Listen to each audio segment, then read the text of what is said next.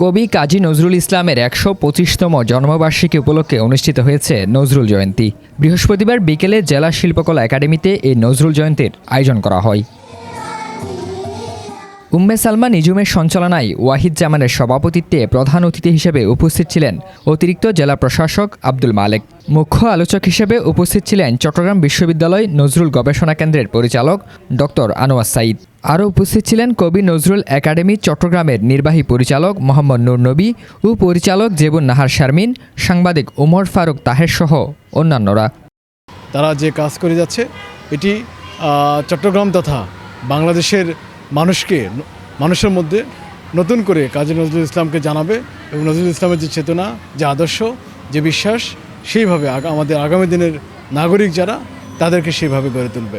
৩ থেকে ১৮ বছরের বাচ্চাদের মানসিক বিকাশের জন্য কাজ করে যাচ্ছি। তারা যাতে সাংস্কৃতিক কর্মকাণ্ডের প্রতি আগ্রহ খুঁজে পায় এবং পড়াশোনার পাশাপাশি তারা তাদের মানসিক বিকাশে সহায়তা পায় আমাদের কাছ থেকে, সেই চেষ্টাই আমরা করে যাচ্ছি। শিশু কিশোরদের মধ্যে নজরুল সাহিত্য, নজরুলের গল্প, কবিতা, ছড়া এগুলো যথাযথভাবে এগুলোকে প্রশিক্ষণ দিয়ে তাদেরকে নজরুলের যে সংগ্রামী চেতনা সঙ্গে পরিচয় করে দিচ্ছে, এটি আমি তাদেরকে সাধুবাদ জানাই।